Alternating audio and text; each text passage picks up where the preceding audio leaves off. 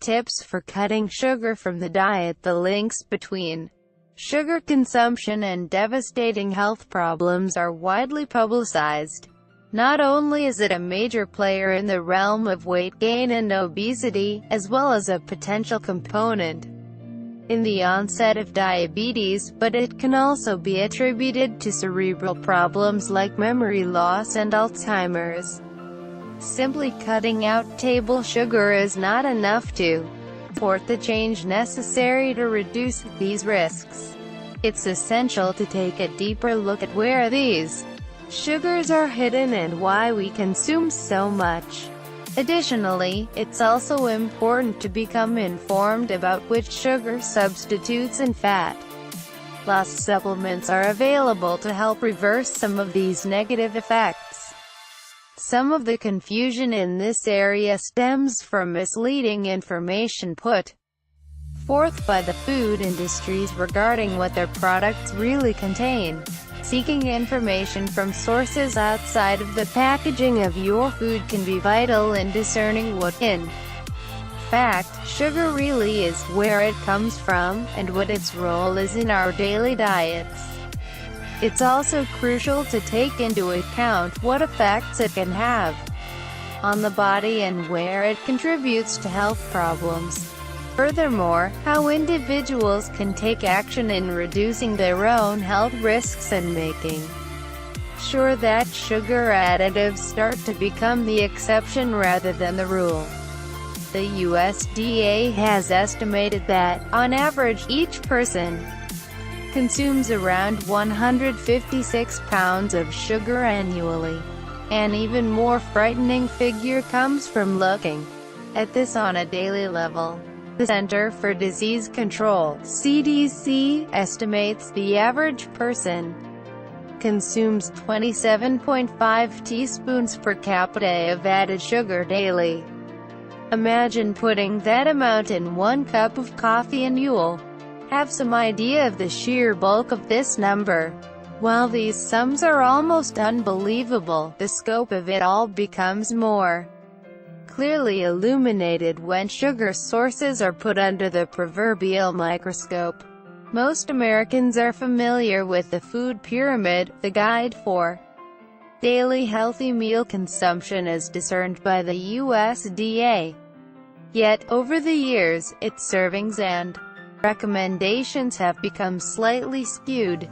This skewed perception is, in large part, a result of marketing efforts supported by food manufacturers which deceive consumers about the food they're really eating.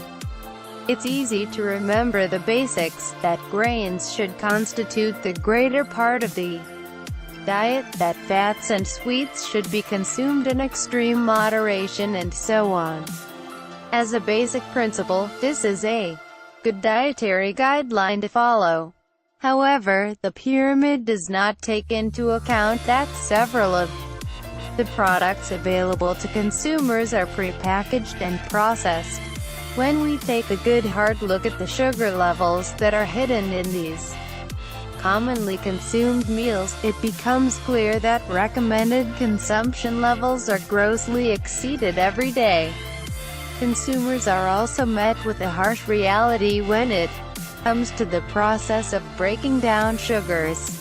First of all, many people don't realize that some foods that aren't necessarily sweet are recognized as sugar by the body. A great example of this is white flour. This is ultimately an important example since white flour is found in thousands of commonly eaten foods such as bread, pasta, crackers, and cereal, staples to many American households. When we review the food pyramid, it becomes strikingly obvious that the grains section, as most people see it, should not include white flour. Furthermore, dietary guidelines should consider processed foods. There are some obvious examples of sweets that are easy to classify, such as cookies and candies, but the dividing line between unhealthy food and items that are beneficial to a person's diet becomes less clear when the content of otherwise healthy foods like yogurt, processed meats, and flavored drinks are added to the mix.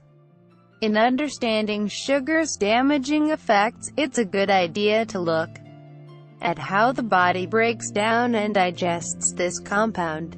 Try using the analogy of the body being a machine, and the food we eat the fuel that makes the machine run. Many of the foods we eat contain sugar molecules, but they are still structured and unrefined, as well as thrown in the mix with important components like fiber. Excellent examples of this include whole grain breads or certain fruits, like apples. When we eat a food that's constructed in this way, the body has to work to digest these elements, subsequently improving the metabolic rate. In the case of refined sugar, digestion begins immediately with enzymes in the saliva breaking down the sugar molecules. These are delivered quickly into the bloodstream, causing extreme spikes in blood sugar levels. This is where a sugar high, or energy rush, comes from. The same thing happens when eating other foods, but since they take longer to digest, the sugars that fuel the body are released over time. In a sense, simple sugar turns the body into a gas-guzzling SUV where consumption of healthier options makes the human system into a fuel-efficient vehicle. At the most basic level, cutting sugar consumption will cause the body to run more efficiently. Instead of these extreme energy spikes and debilitating lows, a person is likely to feel well-fueled and consistent throughout the day. Decreasing these levels will also seriously impair some of the innumerable risks that come with elevated sugar consumption. Many are surprised to find that beyond obesity and weight gain, sugar can be linked to cancer, can weaken eyesight, and interfere with the absorption of proteins. These are among 146 ways that sugar is linked to health issues as described by Nancy Appleton, Ph.D. and clinical nutritionist, in her book, Lick the Sugar Habit. Ultimately, the data to support a serious sugar reduction is not only present, it's prolific. Moving on from the question of why, it's time to address the matter of how. Initially, cutting sugar can be extremely difficult. Metabolic imbalances it causes in the system are what produce cravings for sweets.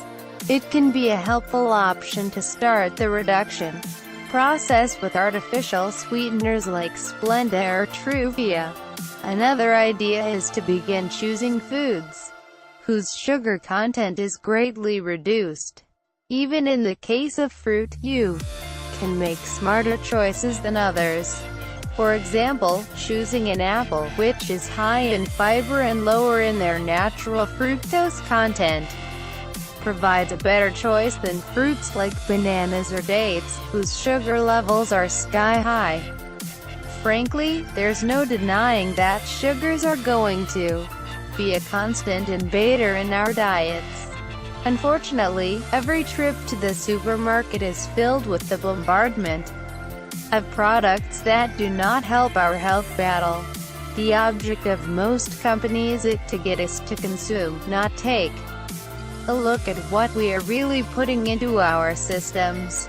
With a slew of misleading packaging and information that is often concealed from the public eye, it takes a vigilant consumer to start making the choices that put their health back in their own hands.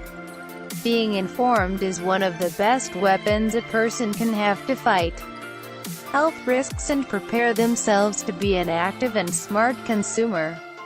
Find out more information on health at Primal Muscle and what you can do to stay fit and make smarter daily decisions.